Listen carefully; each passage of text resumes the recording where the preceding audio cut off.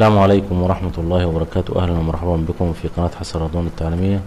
النهاردة إن شاء الله موعدنا مع الدرس الثامن من دروس ويندوز 7، وإن شاء الله هيكون الدرس بعنوان تاسك بار بروبرتيز، أي خصائص شريط المهام أو تخصيص شريط المهام، أو إزاي أخصص شريط المهام وإزاي أستفيد منه أكبر استفادة. طبعا احنا عارفين إن شريط المهام هو الشريط الذي يكون أسفل نافذة أو شاشة الكمبيوتر.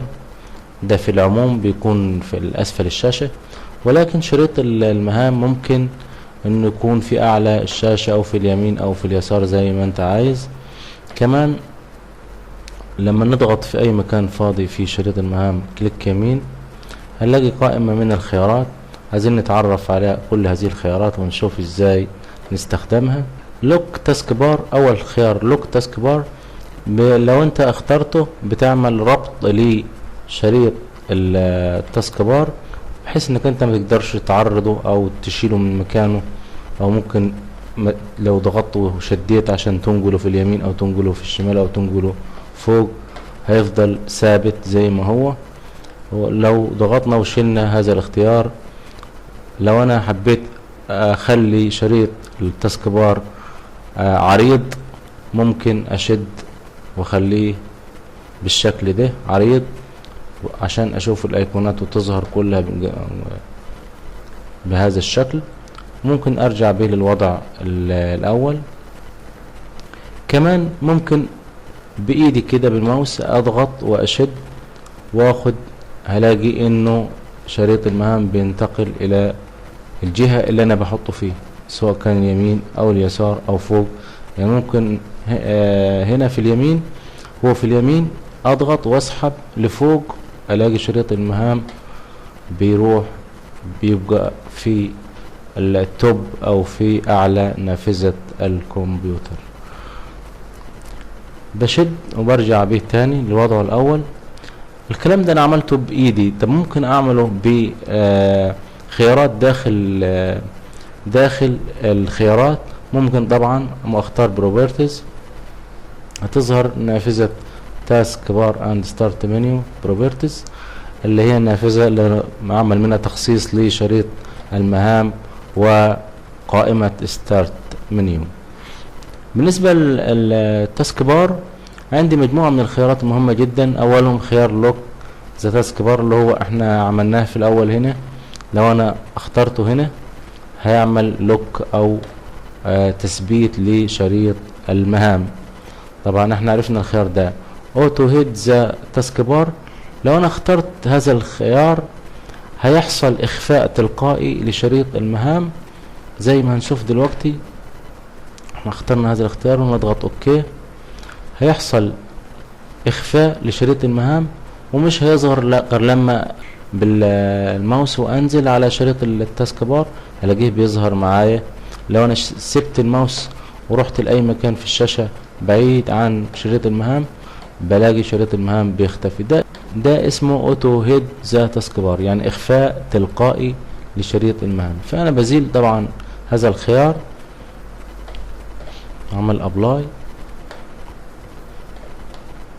ابلاي هنا معناها تطبيق علشان تشوف وتعاين وتشوف الوضع هيكون ايه. لو انت يعني عجبك هذا الخيار بتضغط اوكي عشان تنفذ المهمة.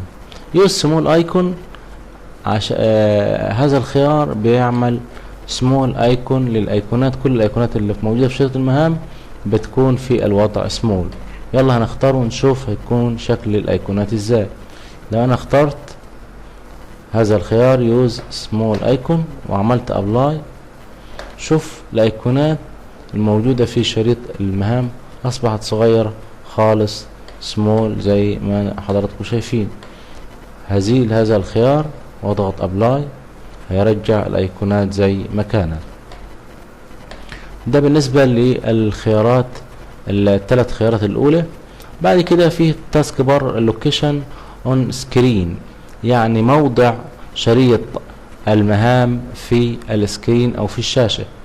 لاحظ هنا انه فيه المربع ده فيه العديد من الخيارات. هنفتح السهم ده هنشوف فيه بوتوم يعني في القاع او في الاسفل، وفيه ليفت وفيه رايت وفيه توب.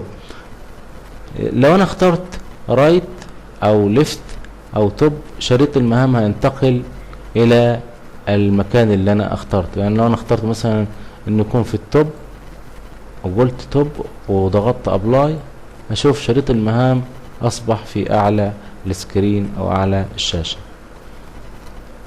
الحاجات اللي انا عملتها بزر الماوس بالسحب بتتم عن طريق الامر في تاسك بار لوكيشن اون سكرين.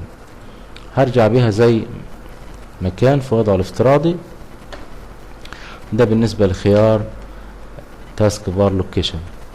تاسك بار بوتونز هنا هو بالنسبة لأزرار التاسك بار،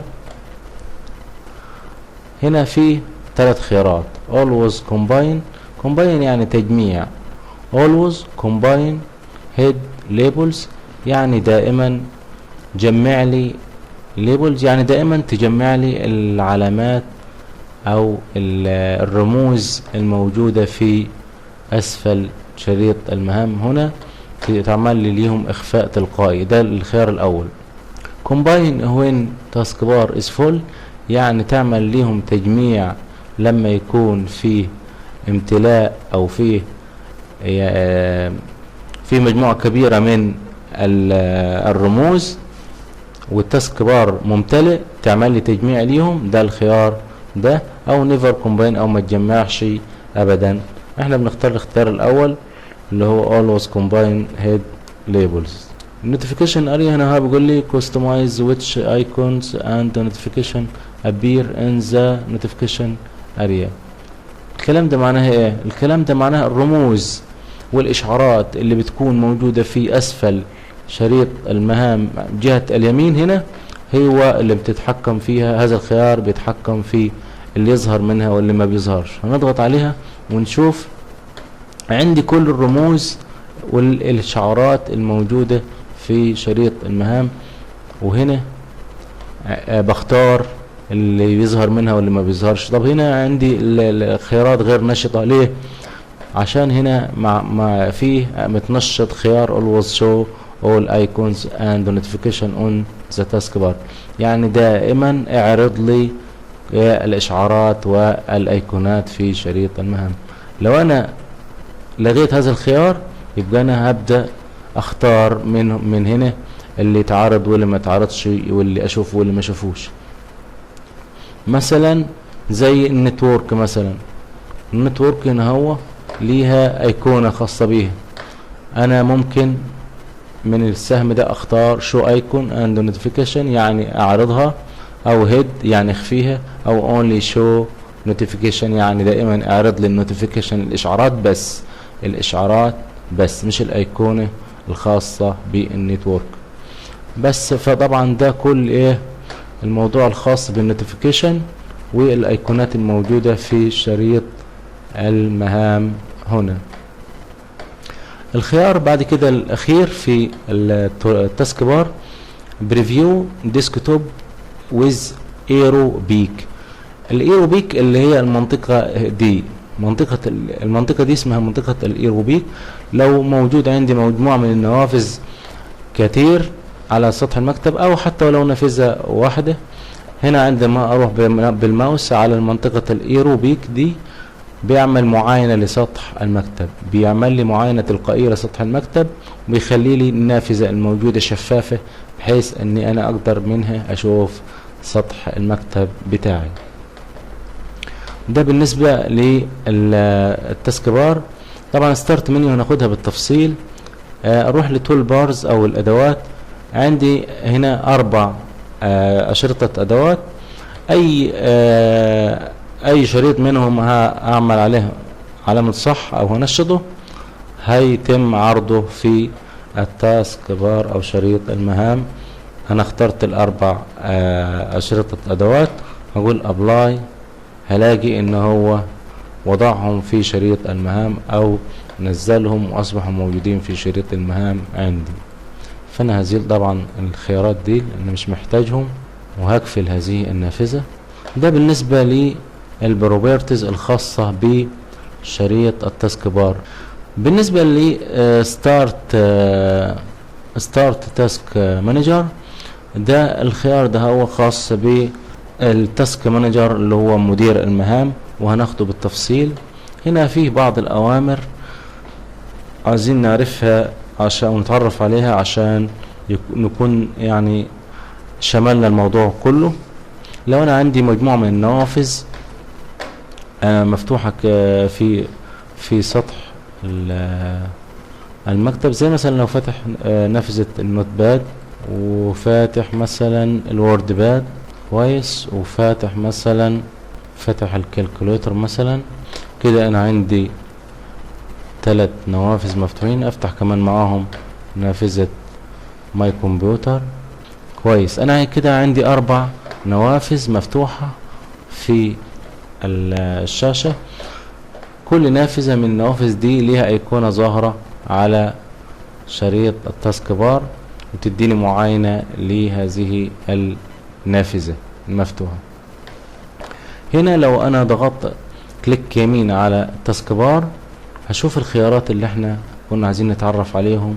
اول خيار فيهم اللي هو شو ديسكتوب. لو انا عايز اظهر ديسكتوب او سطح المكتب، بضغط على هذا الخيار فبينزل لي كل النوافذ المفتوحة مرة واحدة عشان اظهر سطح المكتب. هنضغط مرة اخرى كليك يمين شو اوبن ويندوز، هيظهر لي كل النوافذ المفتوحة، يعني هيرجع لي النوافذ مرة اخرى الى الديسكتوب الى سطح المكتب. كمان عندي خيار هو شو ويندوز سايد باي سايد، اي عرض النوافذ المفتوحة دي جنبا الى جنب. هنشوف الخيار ده، اختار شو ويندوز سايد باي سايد، عرض لي كل النوافذ الى جانب بعضها البعض. هعمل كليك يمين، هيقول لي اندو شو، يعني التراجع عن ايه، عن عرض النوافذ جنبا الى جنب، هيرجع لي النوافذ الى وضعها السابق. في خيار كمان وهو شو ويندوز تاسكد، اي عرض النوافذ في وضع الى جانب بعضها البعض. هنشوف الخيار ده عرض لي النوافذ الى جانب بعضها البعض زي ما احنا شايفين. هعمل برضه كليك يمين، هيقول لي ايه اندو شو تاسكد، رجع لي الى الوضع الاول. في خيار كمان اللي هو كاسكيد ويندوز، اي عرض النوافذ بشكل متكدس، وهيعرض لي لو انا عندما اختار هذا الخيار هيعرض لي النوافذ كما لو كانت مصطفى في صف خلف بعضها البعض. وهنشوف الخيار ده لما بنضغط عليه هيعرض لي كل النوافذ وهي مصطفى، كل نافذة خلف الأخرى خلف الأخرى وهكذا. كمان معي التول بارز أو أشرطة الأدوات اللي احنا شفناها في نافذة البروبرتيز. لو أنا بضغط على أي أو اختار أي شريط أدوات من هذه الأدوات بيتعرض في التاسك بار. ده كان كل المعلومات اللي ممكن نستفيد بيها عن شريط المهام أو التاسك بار. والسلام عليكم ورحمة الله وبركاته.